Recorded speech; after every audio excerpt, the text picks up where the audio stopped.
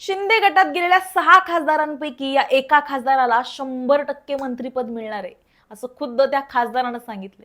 आता हा खासदार नेमका कोण आहे, त्यांना एवढा आत्मविश्वास नेमका कशामुळे आलाय आणि शिंदे गटातून केंद्रात मंत्रिपदासाठी आणखी कोणकोणती नावं चर्चेत आहेत, जाणून घेऊया। नमस्कार, मी सारिका आणि तुम्ही पाहताय पॉलिटिकल महाराष्ट्र। तर एक खासदार दुसरे तिसरे कोणी नसून परभणीचे खासदार संजय अर्थातच बंडू जाधव आहेत। ठाकरे गटातून बंडखोरी करून एकनाथ शिंदे यांच्या शिवसेनेत गेलेल्या या 6 खासदारांमध्ये बंडू जाधव यांचा सुद्धा समावेश होता। या 6 खासदारांच्या शिंदे गटातील प्रवेशानंतर आता संभाव्य केंद्रीय मंत्रिमंडळ विस्ताराच्या पार्श्वभूमीवर त्यांच्या नावांची सुद्धा चर्चा सुरू झाली आहे। बंडू जाधव यांनी स्वतःच आपल्या मंत्रिपदाच्या शक्यतेबाबत मोठं विधान केलंय।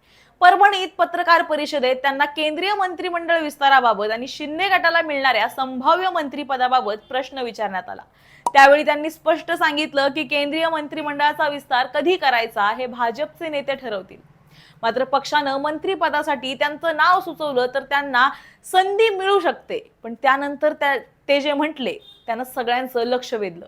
मला संधी मिळण्याचे चान्सेस हे 100% आहेत असं मला वाटतं, असं बंडू जाधव म्हणाले।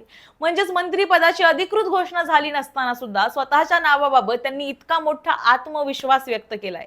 पण इथे एक महत्त्वाची गोष्ट आहे, बंडू जाधव यांनी हेही स्पष्ट केलं की फायनल निर्णय त्यांच्या हातात नाही, कारण शिंदे गटात असलेल्या प्रत्येक खासदाराला आपल्याला मंत्रिपद मिळावं असं वाटणं हे अर्थातच साहजिक आहे।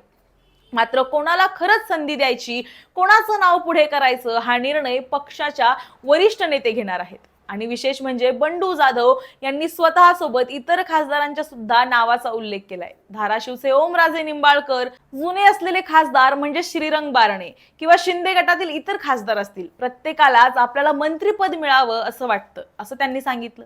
आता या सगळ्या मागचं राजकीय गणित समजून घेऊया। तर ठाकरे गटातून बंडखोरी करून शिंदे गटात गेलेल्या 6 खासदारांमध्ये संजय दिना पाटील, संजय देशमुख, संजय जाधव म्हणजेच बंडू जाधव, भाऊसाहेब वाकचौरे, नागेश पाटील आष्टीकर आणि ओमराजे निंबाळकर यांचा समावेश आहे। या 6 खासदारांच्या गटाला लोकसभा अध्यक्षांनी शिंदे यांच्या शिवसेनेत विलीन होण्याला मान्यता दिल्याचं वृत्त आहे। त्यामुळे आता या 6 खासदारांपैकी कुणाला केंद्रात मंत्रिपद मिळणार याकडे सगळ्यांचंच लक्ष लागलंय। या आधी सुद्धा शिंदे गटाच्या संभाव्य मंत्रिपदाच्या वाटपाबाबत वेगवेगळ्या चर्चा समोर आल्या होत्या। काही वृत्तांनुसार शिंदे यांच्या शिवसेनेला एक कॅबिनेट आणि एक राज्यमंत्रीपद मिळण्याची शक्यता व्यक्त करण्यात आली होती।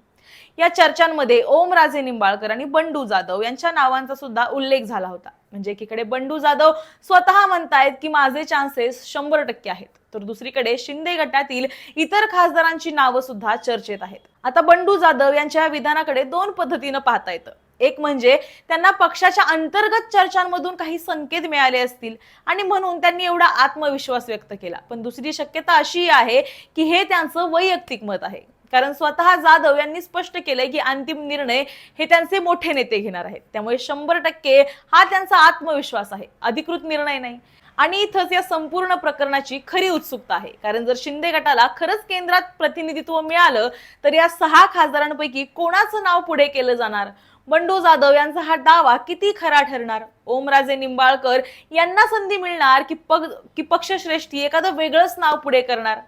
सध्या या प्रश्नाचं अंतिम उत्तर हे समोर आलेलं नाही। मात्र बंडू जाधव यांच्या 100% चान्सेस या विधानामुळे शिंदे गटातील संभाव्य मंत्रिपदाच्या चर्चेला नक्कीच नवा ट्विस्ट मिळालाय। आता या सगळ्यांच्या नजरा दिल्लीकडे आहेत, कारण या 6 खासदारांपैकी नेमकी कोणाची लॉटरी लागते आणि बंडू जाधव यांनी सांगितलेले हे 100% चान्सेस खरंच मंत्रिपदात बदलतात का हे पाहणं महत्त्वाचं ठरणार आहे। तुर्तास तुम्हाला याबद्दल काय वाटतं? या 6 खासदारांपैकी नक्की कोणाला मंत्रिपद मिळणार, की त्यांना मंत्रिपद मिळणार नाही आणि एखाद्या जुन्याच खासदाराचं नाव समोर येणार? याबद्दलची तुमची मतं आम्हाला कमेंटमध्ये नक्की सांगा आणि अशाच व्हिडिओसाठी पाहत रहा पॉलिटिकल महाराष्ट्र।